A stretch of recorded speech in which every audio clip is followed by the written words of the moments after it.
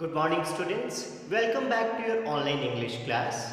Today we will start with one of the most important topics of grammar that you have in your syllabus, and it is direct and indirect speech.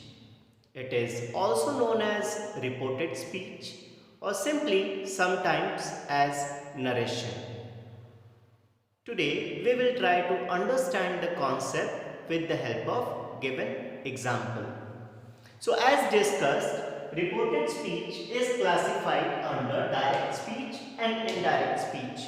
In direct speech, the words of the speaker is quoted as it is. And the notable sign of identifying direct speech is that it is always enclosed in inverted commas. For example, Yogesh said, I am studying. You could see that in the direct speech, the reported speech is placed under inverted commas. Whereas in the indirect speech, the exact words of the speaker is quoted with certain modifications. It means that the exact words of the speaker is not quoted as it is. It is presented with some visible changes. So from the exam perspective, it is important for us to identify those changes as it includes certain rules, and hence it is important for you to pay closer attention to those very changes. Now the most important thing is this, that why there is a need for indirect speech. The need is there to write the things in simple language, and second, to avoid confusion with the direct speech. Let us have a look at the example of an indirect speech. Yogesh said, I am studying. Dear students, over here you have to perform two things. One, identify the reported verb, and second, identify the reported speech. Said is your reported verb, and this reported verb will also tell you about the tense of this sentence. So because the reported verb is said, hence we can conclude that it is in past tense. However, the reported speech that is placed under inverted comma is in present tense. Over here we can see that we are having present continuous tense. So in exams, that's how you will get a question wherein the reported verb will be mostly in past tense and the reported speech will be in subsequent other tenses, and you have to make the definite changes accordingly. So in this example we have seen that the reported verb is in past tense and the reported speech is in present continuous tense.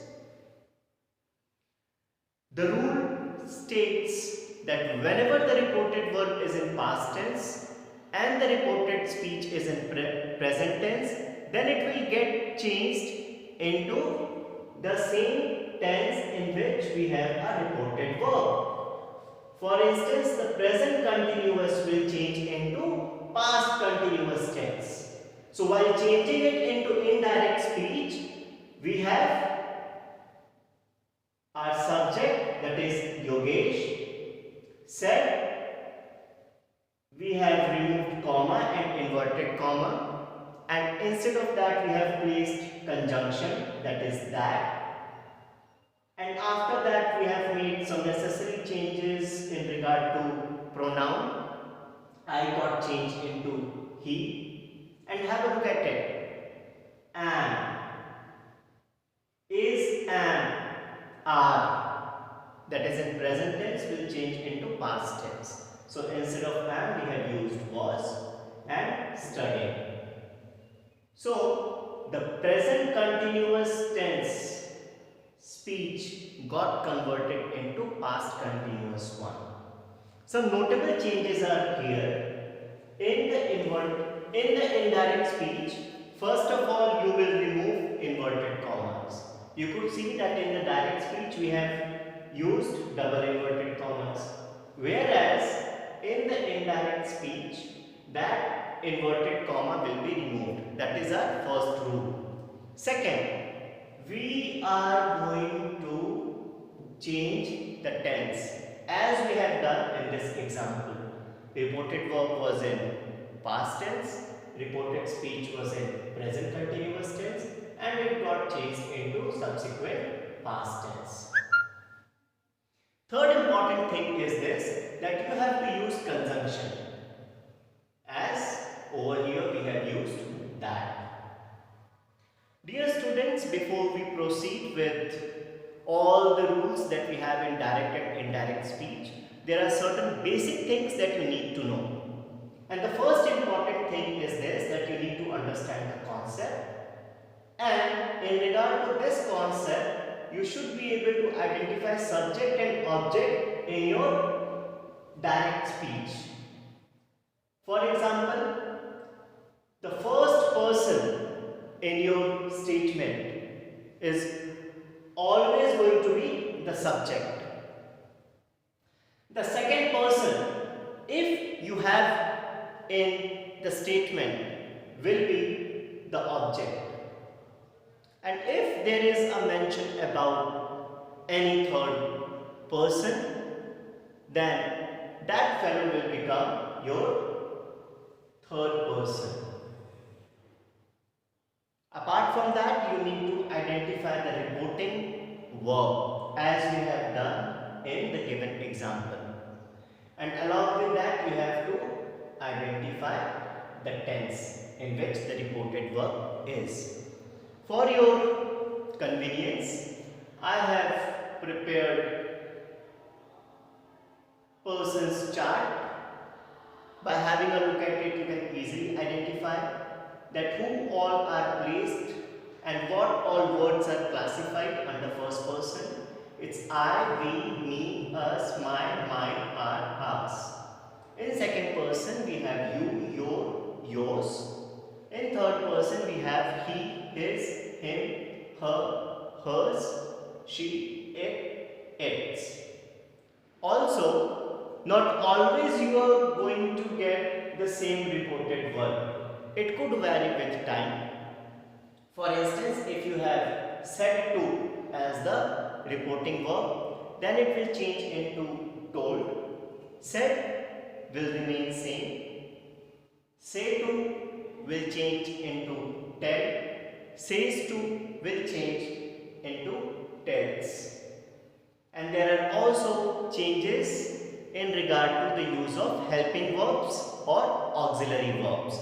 For example, if you have will in the direct speech, it would get changed to would, shall will change to should, may will change to might, can will change to could, do or does will change to did, is and are, as discussed earlier, will change in was or were, and has or have will change to had.